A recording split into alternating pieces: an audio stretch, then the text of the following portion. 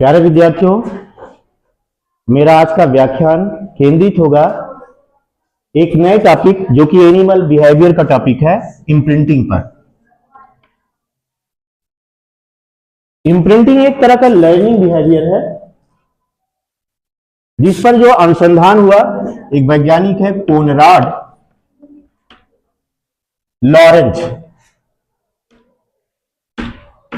इनके अनुसंधानों को जाता है और जो इम्प्रिंटिंग नाम पड़ा इन्हीं द्वारा दिया गया है। ठीक है, प्रत्येक जीव के जीवन काल में एक समय ऐसा होता है जबकि उसका सबसे अधिक प्रभाव उस जीव पर पड़ता है, यानी वो उसका क्रिटिकल टाइम होता है, उसमें जो घटनाएं घटती हैं उसे प्रभावित करती है। समझ रहे हो ना? यानी एक खास तरह का लर्निंग पैटर्न है जो एक खास समयावधि में देखने को मिलता है। अगर वो समयावधि निकल जाए तो व्यक्ति उन बिहेवियर को नहीं सीख पाता है। ठीक है, उदाहरण के लिए जब कोई बच्चा पैदा होता है, बच्चा का मतलब है यहां एनिमल की बात करते हैं, अभी इंसान पे नहीं आते हैं। कोई मुर्गी है, जैसे उसने अंडे दिए, अब जब हैचिंग का टाइम आया तो हैचिंग के बाद जो चूजे निकलते हैं वो सबसे पहले किसको देखते हैं? मुर्गी को देखते हैं। और इसलिए अपने पूरे लाइफ साइकिल वो किसका पीछा करते हैं? मुर्गी का ही पीछा करते हैं। यानी वो सारे बिहेवियर मुर्गी की सीखते हैं और पूरी लाइफ भर वो क्या होते हैं? वो मुर्गी बन के रहते हैं। ठीक है, मुर्गियों का ही पीछा करते हैं। दूसरी तरफ अगर जो चूजे निकल रहे हैं उस समय वहां से मुर्गी को हटा दिया जाए, लगभग 12-13 घंटे की समयावधि होती है। हर जीव के लिए अलग अलग हो सकता है। कुछ जीवों के लिए, कुछ जातियों के लिए कुछ सेकंड का हो सकता है, कुछ के लिए कुछ घंटे का हो सकता है, कुछ के लिए कुछ दिनों का हो सकता है, कुछ जातियों के लिए कुछ वर्षों तक का हो सकता है। ठीक है, तो अब जैसे मुर्गी के लिए, जैसे हैचिंग जब हो रही है उस दौरान अगर निकलने वाले चूजे मुर्गी को नहीं पाते, अगर सपोजिंग दैट वहां इंसान खड़ा है तो इंसान को ही अपने पेरेंट मान लेते हैं। ठीक है, यानी इंसान को ही अपना सब कुछ मान लेते हैं। और ये देखा गया है कि आजीवन इंसानों का ही पीछा करते रहते हैं। मुर्गियों के बीज रखने पर भी मुर्गियों का पीछा नहीं करते। इवन जब उनका मेटिंग पीरियड आता है तब भी वो मुर्गियों के बजाय किसका पीछा करते हैं? इंसानों का ही पीछा करते हैं। तो कहने का मतलब प्रत्येक जीव के जीवन काल में एक ऐसा समय होता है जहां की वो किसी खास तरह के बिहेवियर को सीख सकते हैं। उसके बाद अगर समय निकल जाए तो उस व्यवहार को कभी सीख नहीं पाते। इसीलिए कहा जाता है कि बचपन एक बहुत क्रिटिकल काल होता है। इवन इंसान के केस में भी जिसका बचपन डिस्टर्ब हो जाता है, बच्चे को इसीलिए कहते हैं कि संस्कार बचपन में क्या मिला है उसको ना। तो जब हम संस्कारों की बात करते हैं तो इसी तरह के बिहेवियर की बात करते हैं, इम्प्रिंटिंग बिहेवियर। बचपन में जो चीजें बच्चे सीख लेते हैं उसको आजीवन वो अपनाते हैं। अगर बचपन में वो आज्ञाकारी बन गए तो आजीवन आज्ञाकारी रहते हैं।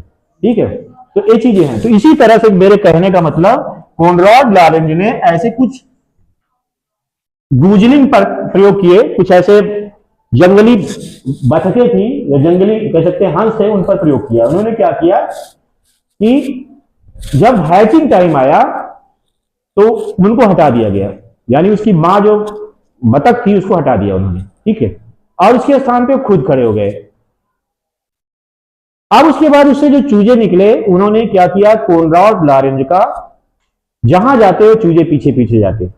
इवन जब उनका मेटिंग टाइम आया तो कोनराड लॉरेंज तो इस तरह से बिहेव कर रहे थे जैसे वो उनकी जाति की सदस्य मुर्गी हो। ठीक है, तो इन अनुसंधानों से बहुत सारे अनुसंधानों से सिद्ध हुआ कि प्रत्येक जीव जाति के जीवन काल में एक न एक समय ऐसा होता है जब उनके लिए क्रिटिकल टाइम होता है।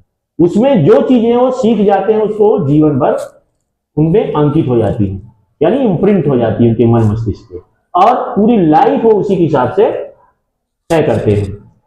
इवन देखा गया है कि घोड़े या जानवरों के बच्चे पैदा अगर होते हैं और ठीक उसी समय वहां उसकी मां को हटा करके कोई वाहन लाके खड़ा कर दिया, जैसे कार लाके खड़ी कर दी जाए, तो घोड़ों को देखा गया ऐसे घोड़े आजीवन कारों का पीछा करते हैं। ठीक है, समझ रहे ना? क्योंकि उनका जो इम्प्रिंटिंग पीरियड था उधर क्या हुआ? डिस्टर्ब हो गया। उस दौरान उन्होंने अपनी मां को नहीं देखा। किसको देखा? कार को देखा ना। जब तक उनका वो समय था उस दौरान वो कार को देखते रहे और उसके बाद कार को ही अपना सब कुछ मान लिया उन्होंने। इवन जब उनका मेटिंग पीरियड भी आता है तो कार को ही सब अपना उसी को सब कुछ मान के उसका पीछा करते हैं, यानी वो नॉर्मल घोड़े नहीं बन पाते, घोड़ों के बीच नहीं रह पाते हैं। इसी तरह से जब इंसानों में क्या होता है, बच्चा पैदा होता है तो क्या होता है, उसको डॉक्टर लोग क्या करते, सबसे पहले माँ की गोदी में पकड़ा देते हैं ताकि अपनी माँ की स्मेल को महसूस कर सके, ठीक है। और इस तरह से उसी समय मदर चाइल्ड बॉन्ड क्रिएट हो जाता है और बच्चा उसी समय वो अपनी माँ को पहचान जाता है। और उसके बाद थोड़ी देर के लिए अगर कोई माँ से बच्चे को अलग कर दे तो बच्चा रोने लगता है, क्योंकि वो खास समय था जब वो ना उसका उसी इम्प्रिंटिंग पीरियड की वजह से वो था। अगर उसी दौरान अगर उसको किसी और को दे दिया जाए तो फिर जिसकी हो जाता है उसी को अपना सब कुछ मानने लगता है, कहते हैं उसी को मां मानने लगता है। तो इसीलिए इम्प्रिंटिंग पीरियड का बहुत बड़ा विशेष महत्व होता है हर जीव के जीवन काल में, ठीक है। अगर ये पीरियड डिस्टर्ब हो जाए तो लोग नॉर्मल, चाहे वो इंसान हो चाहे कोई जंतु हो, वो नॉर्मल नहीं रह पाता है, ठीक है। जो चीजें इम्प्रिंटिंग के दौरान उसको मिली थी वही वो आगे उसका प्रदर्शन करता है। इवन देखा गया है कि जो गाने वाले पक्षी हैं, कुछ पक्षी क्या है सिंगिंग करते हैं तो खास तरह के साउंड निकालते हैं, अगर उनके हैचिंग के बाद उनको साउंड ना सुनाया जाए, ठीक है, उनकी मदर को हटा दिया जाए और साउंड ना सीख पाए तो कभी वो गाते नहीं है, यानी बड़े होने पर भी वो गाना नहीं सीख पाते।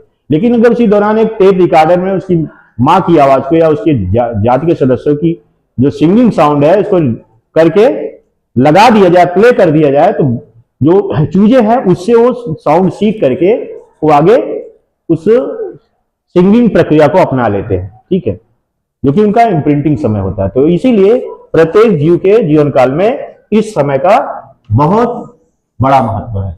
इम्प्रिंटिंग पीरियड निकल जाने पर वो जीव ऐसे लक्षणों का प्रदर्शन नहीं कर पाते, क्योंकि उसको उसी दौरान में सीख पाते हैं, उसके बाद उस चीज को फिर सीखने की क्षमता उनमें नहीं होती है, ठीक है। इसीलिए कोई किसी चीज का बीजारोपण क्या होता है, बाल्यकाल से ही करना चाहिए, क्योंकि उनका इम्प्रिंटिंग पीरियड होता है। हर जीव के लिए अलग हो सकता है, किसी के लिए कुछ दिन है, किसी के लिए कुछ घंटे हो सकता है, किसी के लिए कुछ सेकंड हो सकता है, किसी के लिए कुछ वर्ष हो सकता है। तो मैं तो समझता हूँ इंसान के मामले में एक कई वर्षों का हो सकता है, यानी बाल्यकाल पूरा जो है लर्निंग ही होता है, ठीक है। उस दौरान बच्चे में जो संस्कारों का रोपण कर दिया जाता है वो आजीवन उन्हीं के साथ बच्चा जीता है, ठीक है। तो ये था इम्प्रिंटिंग के बारे में, जिसमें कोनराड लॉरेंस का एक बहुत बड़ा योगदान है। अभी इसको हम आगे भी बताने की कोशिश करेंगे।